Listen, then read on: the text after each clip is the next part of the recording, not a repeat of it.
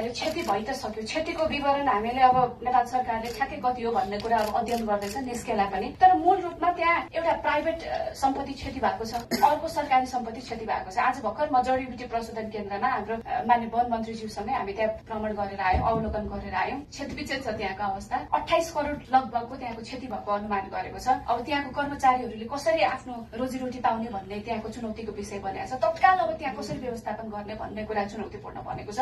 अब त्यसलाई रन गर्नको लागि पनि नेपाल सरकारले छिटोभन्दा छिटो पहल गर्नुपर्ने देखिन्छ। अन्यथा अब त्यो अलि समय ग्याप भयो भनेदेखि फेरि त्यो उत्पादनै बन्द हुने स्थिति पनि आउन सक्छ। त्यसकारणले त्यो जडीबुटी प्रशोधन केन्द्र जो नेपालको चाहिँ अलिकति सन्चो बाम लगायतका कुराहरू विदेशमा पनि एक्सपोर्ट भइरहेको अवस्था छ, त्यसलाई कन्टिन्युटी दिन, त्यसलाई नरोक्नको लागि पनि त्यो जडीबुटी प्रशोधन केन्द्रलाई तुरन्त सञ्चालन गर्नको लागि चाहिँ टेम्पोरेरी रूपमा व्यवस्थापन गर्नको लागि पनि 10 करोड रुपियाँ जति चाहिँ आवश्यक रहने भन्ने कुरा आएको छ। त्यसलाई चाहिँ क्याबिनेटले तुरन्त निर्णय गरेर आकस्मिक कोष हुन्छ, हामी आकस्मिक कोषहरू होला सरकारको, त्यहाँ चाहिँ त्यो उपलब्ध गराएर भयो भने त्यसलाई सञ्चालन गर्नुपर्ने भन्ने चाहिँ मेरो माग रहेको छ। माननीय मन्त्रीज्यू मार्फत म निवेदन गर्न चाहन्छु नेपाल सरकारलाई।